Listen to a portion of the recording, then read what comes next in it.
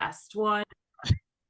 I also have like these really cumbersome headphones that if we need clear audio, then by all means I can switch. So you let me know like what sounds clear to you, if it sounds like the quality of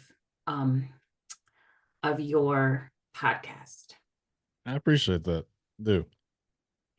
Yeah, you got it. I listen because I know sometimes listening to audio, like listening to some podcasts, is like, yeah, so it could be an ear sore for sure. No, it definitely could be and I try to tell people that sometimes. They're like, well, does it really matter? I'm like, yeah, audio matters. Audio determines, if people actually want to listen to the whole thing or not, so.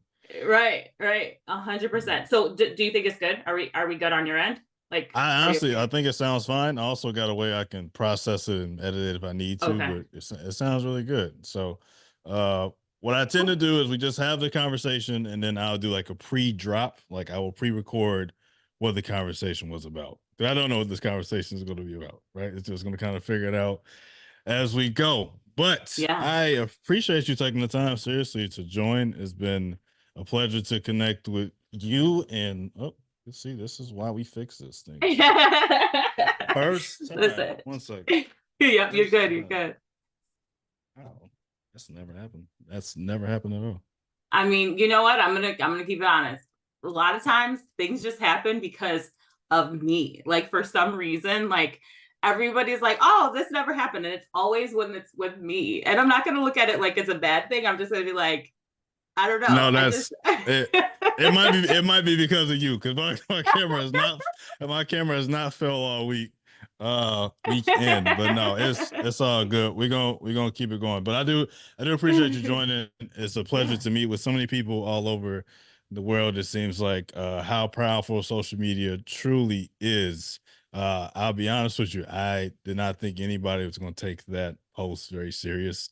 How people give you their emails like, yeah, reach out to me. And then I'm like, I'm gonna send it out, I'm gonna see. And I was like, oh wait, y'all actually reaching out to me. Y'all actually trying to engage and get yourself out there. So what's really important to me is for people to share their stories and kind of how they got to where they are today. So starting with you again today, tell me about your story. How do we get here? What do we do? What do we enjoy about life and things like that? Oh man. So before I tell you a little bit about me and my story, I was also thinking like you weren't going to respond to us, right? You'd be like, oh, I'm going to do this thing. And, who's interested in this? And for me, I don't really engage a whole lot on social media. And one of the things that I'm learning to do more of, and I have to do more of, is connect authentically with people and maintain those connections, because that's one of the areas that I struggle in. But I was like, I don't even know if he's going to actually respond, And then when I got the email, I was like, oh my gosh, that's amazing. So I'm grateful to you for just doing your due diligence and being like, I'm going to follow up on all of these leads, which is so cool because I also have a podcast. I can share you more about that, but it's in hiatus for a little bit. And one of the things I want to do is I want to talk to Black women-owned businesses. So that's one of the things I'm going to pull from what my experience with you is to connect and then to follow up. Yeah. So thank you. No, that's of course. I think hiatus is a very true word. I feel like I was in the same space. So just to kind of give you some context about me and podcasting, I've been probably podcasting for about 5 or 6 years. I won't say consecutively, but I would say within each of those years, I have been doing something. So started off like I think anybody else. We started off, me and 4 of my closest friends, we did something called Medium Lit, and that was pretty fun. We were younger, about to be 30 in a couple of months. So where I was at that point in time, it's very much like pop culture was going on in the world. And I always had a deeper desire than where the podcast was going. There was more topics I feel like that was really important to me.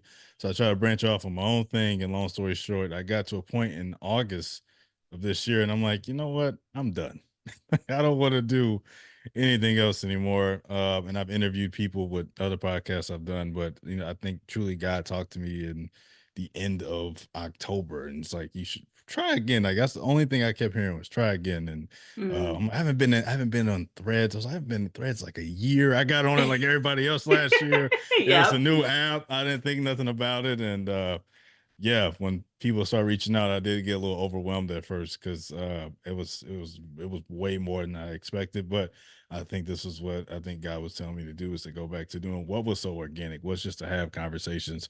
I never really wanted my platform just to be about me, and I think at some point I did, and I think that's why I Mm. got frustrated. I made it about me. Yeah. I'm like, I got this story, I got this, and I learned that I was making it more complicated for myself, and so I Oh, think other wow. people have more insight than I do. I don't know everything about businesses. I don't know everything about radio or other things. And I think people, especially women, I really have been more intentional with that, of trying to get more women involved. Because I think sometimes when women hear about a male podcast, they think that we're going to just talk about relationships and who hates who. And I really don't really, I Podcast really, bro stuff. yeah, yeah. And I'm trying to separate myself from that culture, because that's not me at all. I would love to engage in those things, but I also just think there's a lot of powerful women, especially Black women, that are doing great things. They really just need a platform to have their voices heard. So when I Yeah. heard about you and so many other people, I just want to give y'all the opportunity to do so. So while you're on hiatus, hopefully this sparks some sort of creativity for you and what you got going on. Yeah, it is. Absolutely. And I was talking to my husband yesterday about it. I was like, I'm going to be on a podcast tomorrow. And he's like, what is it about? And I told him the name of it. I looked and I read the description of your podcast on Apple. And he was like, that sounds pretty aligned with like who you are. And so I was like, yeah, so I'm excited. And right now I'm in the spirit of saying yes. Mhm. So saying yes. But what got me here, right? So Yeah. um I have spent all of my life in corporate America. So I never worked in any like service jobs. I never did. Well, I'm not going to say never, because I did work at Lululemon for a short time, but I didn't do any type of, like think of like entry level jobs that you had when you were a kid. Right. I went right into working in offices, in corporate spaces from the time I was 16 till 2022, when I was, oh my gosh, I don't even know how old I was in 2022. I'm 39 now. Okay, I'll be 40 in July. So I spent 20 plus years in these spaces, the corporate spaces that always expected us to be a certain way. And I'm saying us and like the collective Black women, Black people. Yeah. And I have always been unapologetically Black, and the person that like I am, I love to connect with different types of people, but I love our people. Like I love Black people so much. I understand. And um I didn't see what, like, as I was going up in leadership while I was at my last corporate job, which I was there for about 16 years. Um, as I was climbing the ranks in that space, I just started to see um there's this expectation of us to be a certain way, and you even Mhm. hear it from other Black people that are in higher positions, leadership positions, director positions. I'm going to pause for a second and I'm going to ask you if you hear my dog in the background. No, I do not hear the dog. Okay. All right, thank you. Oh, he's my that's my what child. type what type of dog do you have? Now I gotta ask now. I know, he's a Maltese. Oh, yeah, okay, a A little one. little, yeah, yeah, a little seven Okay. pound Maltese guy. But yeah, he's I brought his bed in here so he didn't bother me, but he had to get comfortable. So now he's good now. But Yeah. it's something that we even hear from other leaders in the corporate space, that we have to be a certain way in order to Mhm. be successful. And I was a rule follower my whole life. I'm an only child on my mom's side, grew up as an only child. Me too. So, that's amazing. Listen, so only children, we have very unique like experiences and how we Yeah. navigate the world. And Yeah. perfectionism is probably one of the things that you struggle with too. so, so Mhm.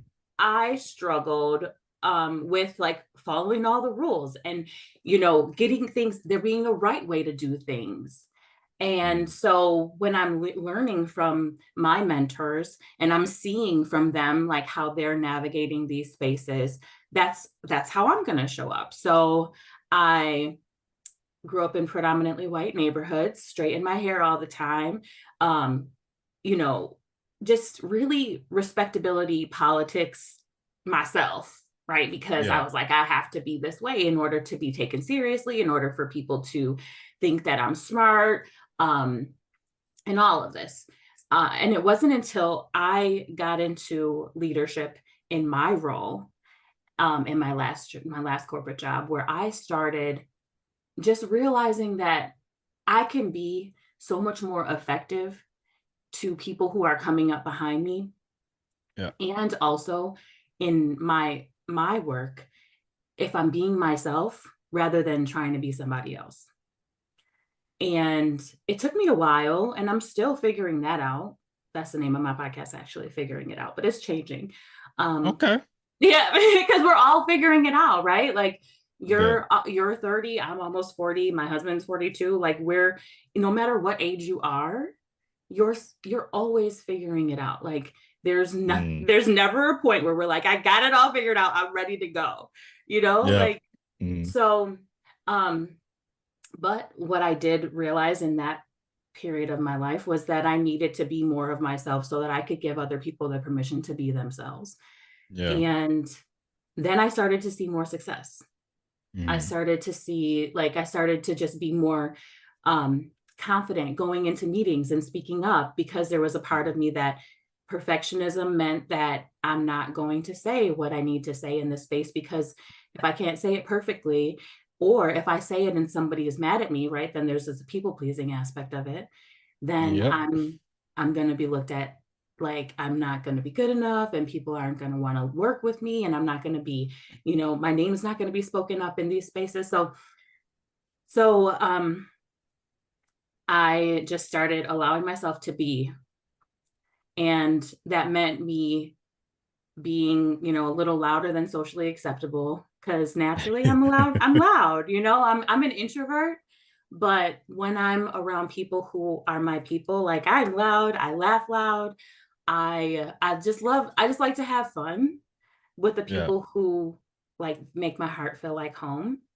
Mm. Um and so I started doing that. I stopped straightening my hair, curly hair, crazy. My mentor even came up to me and he was like, and he's a Jamaican man. Um, and he came up to me, he's like, "Why is your hair so crazy?" And like I had mentors who were really just kind of keeping me in that space, that were keeping me small. Um, Yeah. so for a long time while I was in corporate, I thought that I wanted to do something more. I knew I wanted to do something more. And I didn't know what that something more was. So I tried on all these different things. I did like MLM for a little bit. I was like a holistic nutritionist because I was going through a nutrition journey. So I was like, oh, Base. maybe I'm Yeah. going to do this. And Yeah. then it wasn't until 2 years ago that I went through, my organization went through a restructuring, Mm. and I was faced with an opportunity, and they were like, okay, you could either go back to this other position that you had, or because I Yeah. was in HR, you can take severance and move on. And for a long time, our creator, I'm gonna say, so I don't necessarily subscribe to organized religion, but I do believe in our creator. I believe in God. Mm. So at that time, I felt like our creator was telling me that you've been in and out, right? One foot in, one foot out for a long time. And this is your opportunity to step away and do Yep. something that fuels your Yep. spirit. Yeah. And so I took severance. And that's when I worked at Lululemon for a short time, but don't put that on it. Don't give them any ads. Don't give them any free promo. But that's when I worked in for some holiday hours, because I was like, I can do whatever I want. What do I want to do? And I just started doing a bunch of different stuff. Yeah. Um, then I built my business. And at the time, it was called the Middleton Center. And the goal was to be a coach for rising leaders, and also do DEI work, because that's what I did since 2011. And then I took all of 2023 to really just figure out my business, go to school. I got my coaching certification, and then I started narrowing down like what it is that I want to do. And Yeah. that's when Radiate was born. And Radiate is life and leadership coaching, specifically executive leadership coaching. But if I were to narrow it down even further, it's specifically leadership coaching for Black and Brown women, so that we can really identify our mission, our vision, and our values so that we can move in a direction that supports us while also building a career that feels aligned. Yeah. Because also often, you don't get the coaching you need in the corporate spaces. You don't get the support that you need as a Black person in corporate spaces. And my goal is to create a space where someone can feel seen and heard, Mm. and get coaching from someone who doesn't necessarily have a stake in the business. So that's my professional overview. So that's where we are now. Yeah, I'm a little bit long-winded. I mean, I appreciate it. This is always just a great way to be an active listener and to figure out Yeah, the way the places will go. And I mean, also the yeah. experience speaks for itself. So there's a lot you said, and there's a Hmm. lot. I'm trying to think of the best way to go about it at first. So you did corporate, you were in HR, I was in a few different spaces, but I ended in HR. places. Yeah, You yeah. ended off in HR. So I always, from the Black woman perspective, what do you think is usually the most challenging thing in navigating in corporate spaces? I think the most challenging thing is navigating that authenticity factor Mm, while also saying I want to grow more in this space, right? But then I feel like I have to abandon part of myself. And yeah. and that is absolutely a challenge.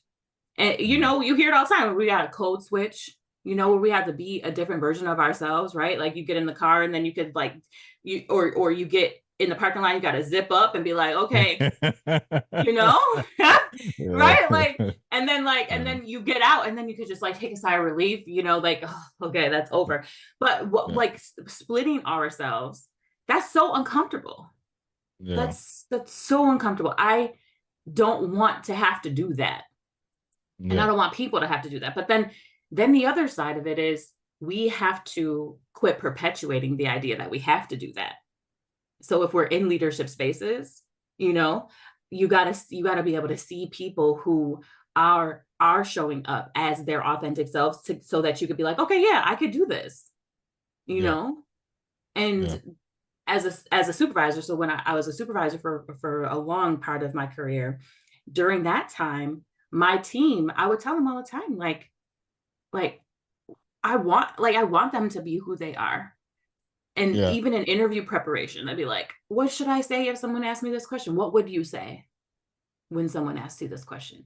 Right? What's the Yeah. truth of not like this perfectly curated answer that sounds like everything they wanted to hear. Like, no, just Yeah. be yourself because somebody can spot BS, you know. And when you're putting on somebody else's shoes, you can only do that for so long. So that is the I'm hardest about to part. say, for so long, I always say within the first 3 months, your true self gonna come out at some point at a Absolutely. job. you Absolutely. tell some you tell somebody on time all the time for work, and you start being late 2 weeks later. That's who you are.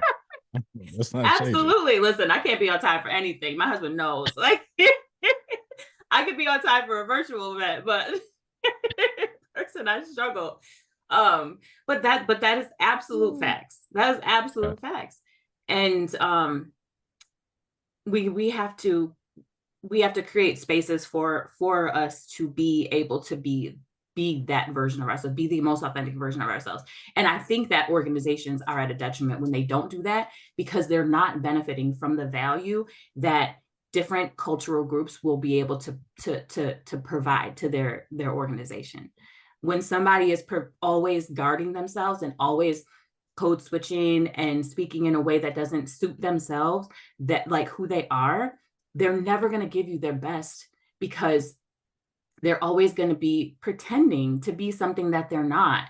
And some people might disagree with me when I say that, but I think in order for organizations to grow and evolve, you have to give people the space to freely be themselves. That's where creativity comes in. That's where innovation, all of it comes in. So I yeah. mean, you're not wrong. I mean, I feel like that's been that's a lot of problems for a lot of people in a lot of spaces.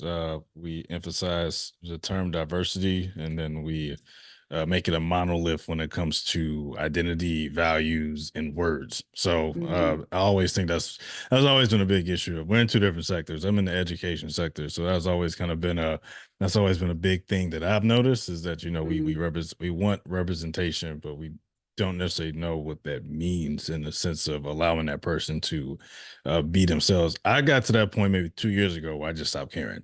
It's like Yeah. what you see is what you see, and it still works. Rather it is with a white family or it's a black family or Hispanic family, because I think people know when you just care, you can add a Yeah. value to something. So I think that's really important. So radiate. So taking this leap of faith, which I commend you for.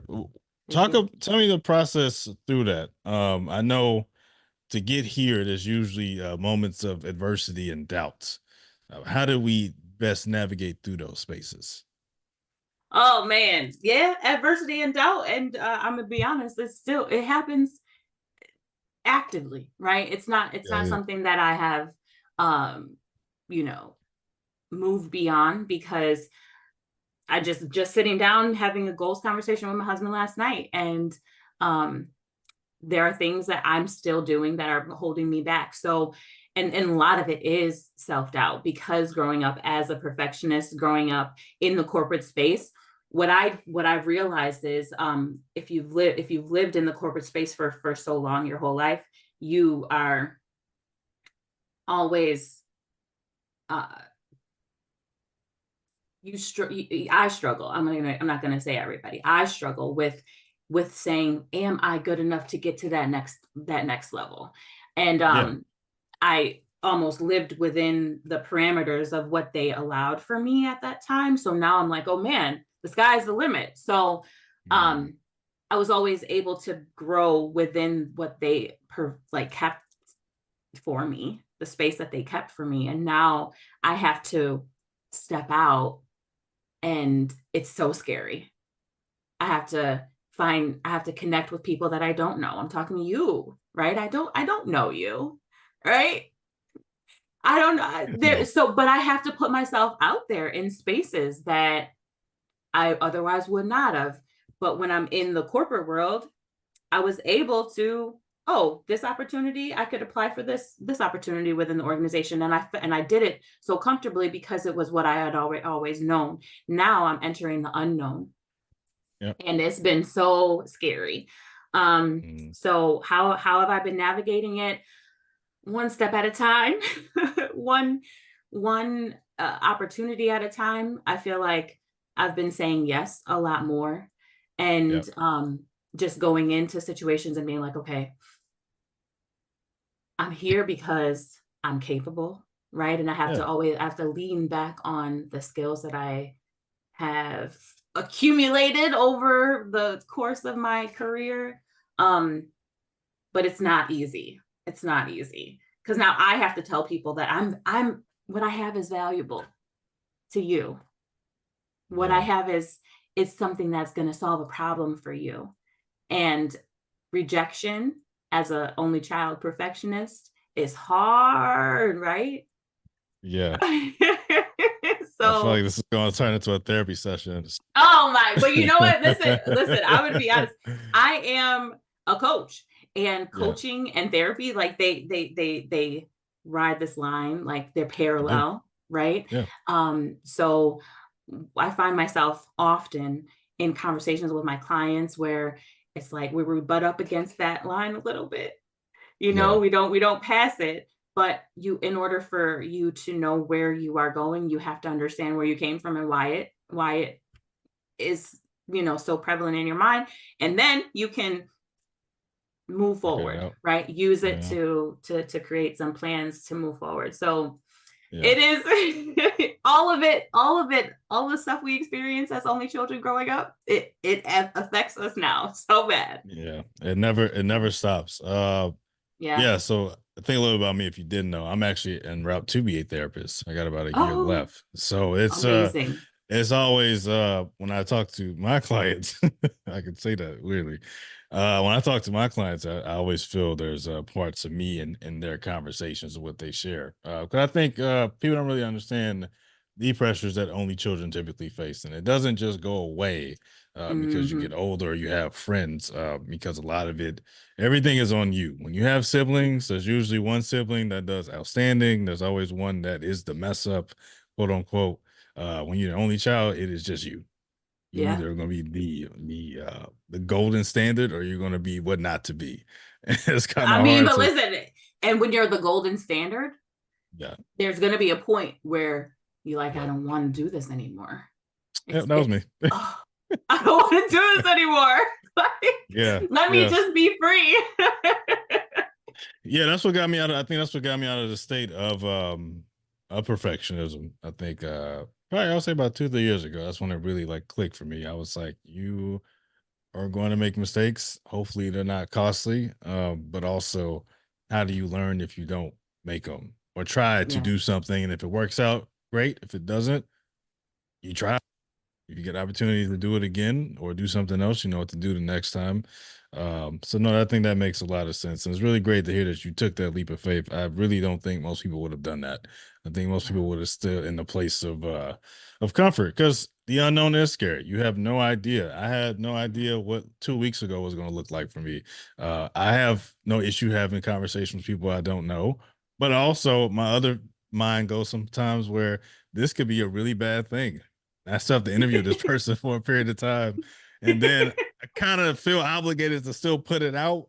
Um, but I don't want to, right? So Yeah. it's you really do learn trial and error. You really do. I think that's the only way you really become better. So I think you're doing a great job with Thank you. that. Um, Thanks. Well, I wanted to, yeah. um, oh my gosh, I had a question, but it's gone now. If it comes back, I'll Oh, ask. that always happens. I get that. Yeah. Yeah. And then I had a question. I, for- Sorry. I'm I forgot sorry. it. No, I see the Bills shirt. You're not located in Buffalo, are you? Oh, you are? You're a Bills fan? I am, and I'm a Bills fan. Listen, it's Sunday, okay? Yeah. I had to show up authentically. I got Bills Mafia runs. my Zuba pants on. You Yeah. can't see that, but I had to show up authentically, rep my Buffalo Bills. So I hope that doesn't affect your views. If anything, you know what? It should affect them in a good way. Oh, I think So you're it's muted, my friend. can you hear me? Yeah, I hear you now. Okay. Can you hear me now? Yes. Yep, yep. Okay. Yeah, no, it should not. I'm located in St. Louis, so we don't have a football team no St. more. Our Louis. football team is in Los Angeles. It's Okay. we all are I'm not a Chiefs fan by day, but that is the closest thing that we will support. I know that's a sore spot. No, it's a We sore That's who spot. we played today. That's who we played Yeah. today. Yeah, yeah, So yeah. So are you born and raised from in hmm. Buffalo? Yeah. Well, Yep. take me through that experience. What is it like growing up in Buffalo, New Yeah. York? I love it. Okay. So first I I grew up on the west side of Buffalo, which most west sides of cities, that's where like the Hispanic communities are. I feel like I don't know if that's like how it Hispanic, is. black. It's usually Yeah, yeah. So I'm yeah. black and Puerto Rican. My mom's black, my dad's Puerto Rican. So grew up on the west side. And then my mom moved us into Kenmore. So growing up in Buffalo is a little interesting because we are an incredibly segregated city. Um, but one thing that I will say I love Buffalo. I think that we have a great we don't have any traffic. Like you could live here on like on a good salary, a great salary and live really well, you know. The only thing I really hate is that it snows, but that's fine. Like I could deal with all of that, right? Um, One of the things though that I struggle with the community at Buffalo in Buffalo is that we kind of have this walk around like with a little bit of a chip on our shoulder, but then Yeah. what that also does is it we almost prevent ourselves from pushing our limits or like growing beyond our comfort zone. Yeah, yeah, yeah. Um, and I even see it like in myself too a lot where I'm like struggling there. But I think we have it's a cultured space. We have such a beautiful, rich history. Um, we have we have Niagara Falls, which people take for granted. You know, we get so much tourism to the city because of that, which is so Yeah. it's a amazing wonder. We're 20 minutes from Canada.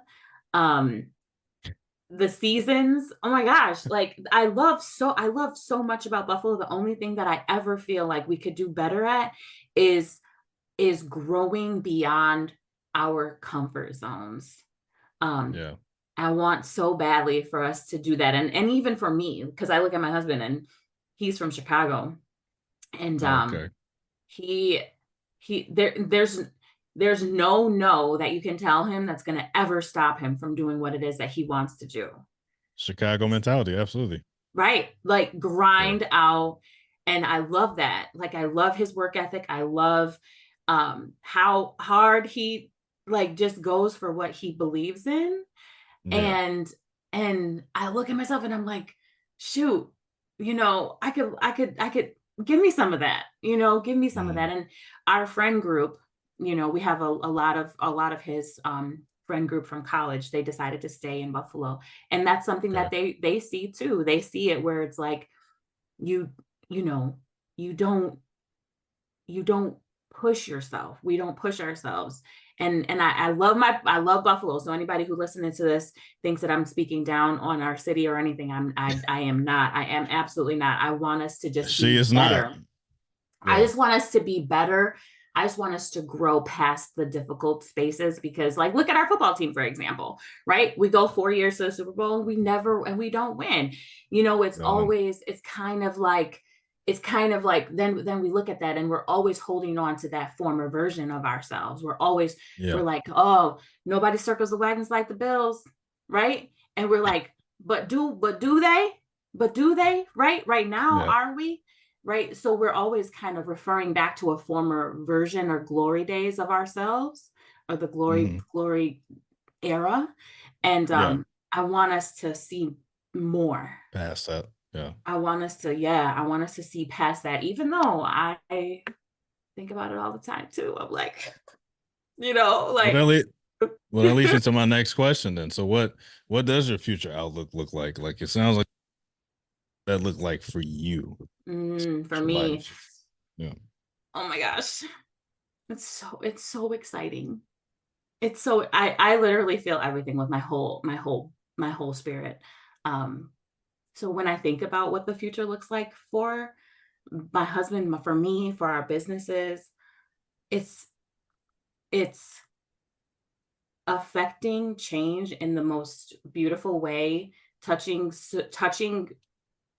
so many people, whether it be on social media, whether it be in my one-to-one coaching, whether it be in me coaching in corporate spaces. I also I want to be a speaker.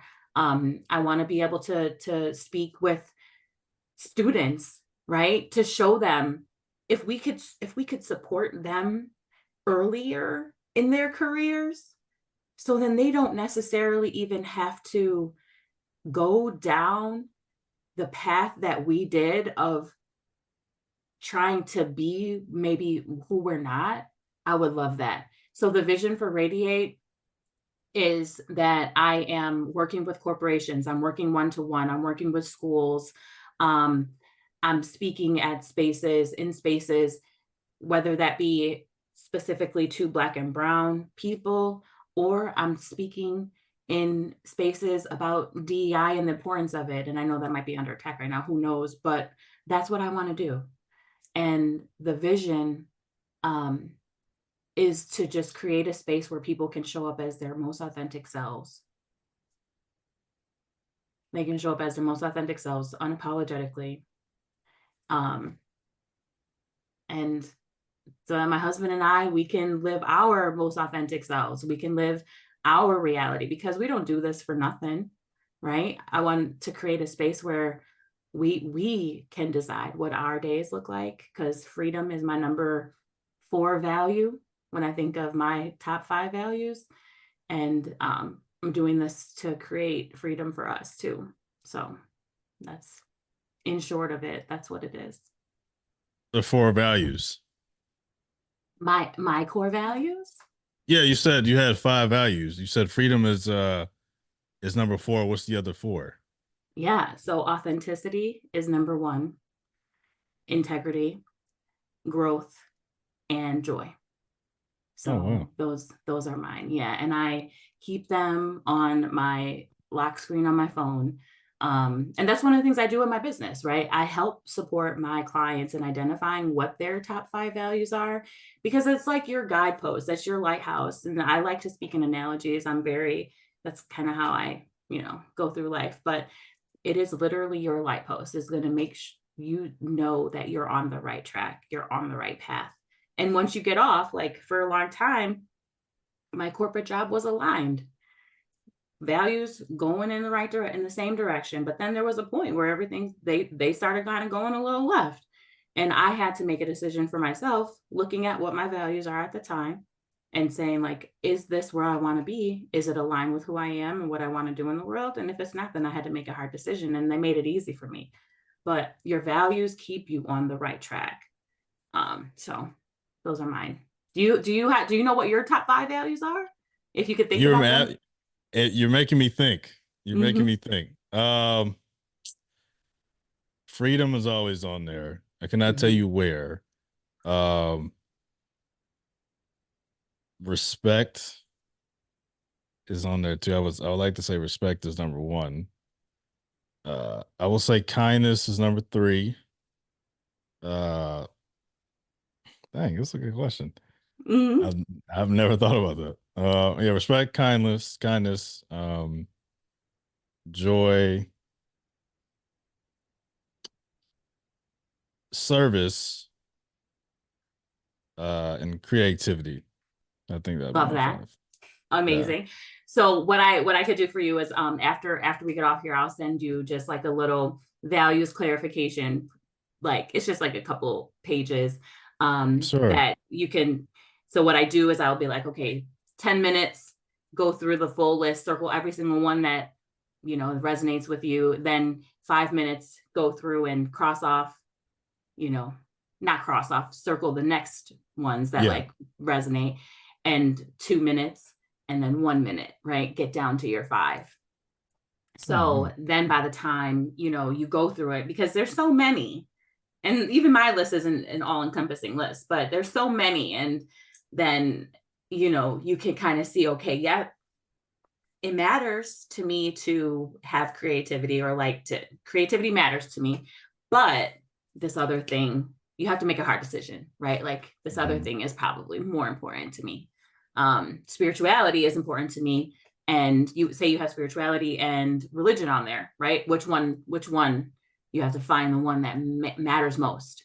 What matters most is something I always say. So Mm. I'm gonna send it to you so you can do it for yourself.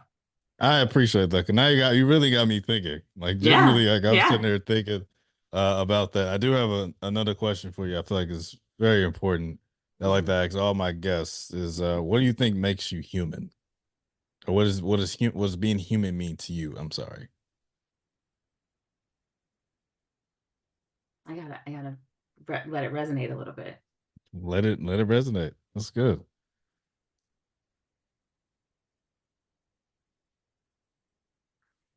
Oof.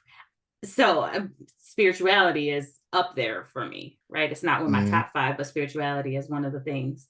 And when I think of what it means to be human, or what makes being human, um, I think experiencing the full range of emotions. I'm also a Cancer, Mm. right? So Ah, okay. love, right? All the things, right? We feel so much, and I think being human means allowing yourself to feel the ups and downs, the ebbs and flows, the full spectrum of emotions. Um, yeah. because how beautiful is it that we get that, right? Like we like we get to feel all of these things. We get to Yeah. experience joy, and I think that that's why joy is the foundation. Even though joy is like the fifth value on my top 5, when I look Yeah. at it, I see it as the foundation, because joy matters, right? And in order to know joy, you also have to know the other, what we might say, negative experience, negative emotions. Even though I don't think that anything is good, one of the things that not my husband, my stepdad and I say is, it's all good, but then there's that which we prefer. Mm, So it's all good, but I think what we don't necessarily prefer gives us the appreciation of what we do.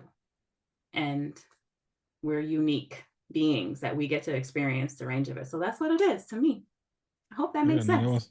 no, that no, it does make sense. Oh, so I'm not a Cancer, but I'm a Pisces. But I was like, I Okay. felt that. I Water felt sign, that. water sign still. I felt that. I felt that entirely. Okay. I had another question for you, and Hmm. then I think you said that so well that it made me lose my train of Oh, I'm thought. But sorry. so when people come to you for coaching, Mhm. what are some common themes that they usually come for? Is it like assistance in a certain area, or is it like a full wide range assessment? Yeah. So when I think of the clients that I've had up until this point, um, the ones that have come to me, so I work with corporations and they connect me with people. So then Sure. I have clients that might not have gone to my website and been like, I want to work with you, or saw me on social media, Sure. I want to work with you. But then I do have a handful of clients over here that did decide to work with me just because they saw who I am and what I represent. So that's like an honor. I feel honored whenever that happens. But the Right. reason I think that what I've learned from those group of clients is they're looking for someone that they can connect and communicate with, to share areas in their life that they're struggling with and maybe get some guidance on. So, for example, um, I have 2 clients, or I'll say one particular client that is just really stuck in trying to figure out, like, what am I doing with my life? Like, what are my goals and how am I going to grow into the person that I know that I'm supposed to be? So that was that's a big one. And that's also what I see in the corporate clients too, because even though you have a job, you're working in this space, you might not necessarily be in the space that you know you want to be forever. So, what I have been experiencing in my clients is that they're looking for someone to help support them in creating clarity around what it is that they want to do. And that's why I say I work with you to identify your mission, your vision, and your values. Because if you know that, and then we do things, I do something called the Hogan assessment, which is a crazy personality assessment that I love. It's amazing. Um, but I do that Hogan personality assessment to identify what your strengths are Yeah. and what your strengths overused are, and some of the stuff that we keep behind the scenes that we don't want people to know about us, but are still guiding us in our decisions and our actions. So I work with them to identify your strengths. What are the tools that you have in your arsenal that's going to help support you to get to the next thing that you want to go and do, right? To give Yeah. you the power and the motivation and inspiration and tenacity to make those decisions. So figuring out what it is that I need to do, want to do, and how am I going to get there, that's one of the biggest things that I see people struggling with. Wow. That's Yeah. that's well, definitely a coach. Well said. Thanks. Well, well, Thanks. well said. I was like, that she's doing her job. She's doing a good job at that. That's my goal. Um, But that was what I love to do. Really, what I did was I decided, okay, what do I do in my corporate job? What did I love the most about my corporate job? And how can I do that all the time? I mm, was, so I have right here, this was a little nameplate that I made when I was early in my supervisor career. And I had all of my associates put what is their goal, their dream goal career, right? And then put a little quote on there. And this says that this was probably like, I don't know what year this was, 2011, 12. And I put lead promoting performance coach. Okay. And it says, give yourself permission to live a big life, stop playing small and step into who you were meant to be. You're meant for greater things. And that was who I was at the time. And then by the time that I ended up leaving, I had helped promote so many people into management. I said, I never want to be a director or a VP, but I want to help the people who want to get there. And that was what I did for the rest of my supervisor career.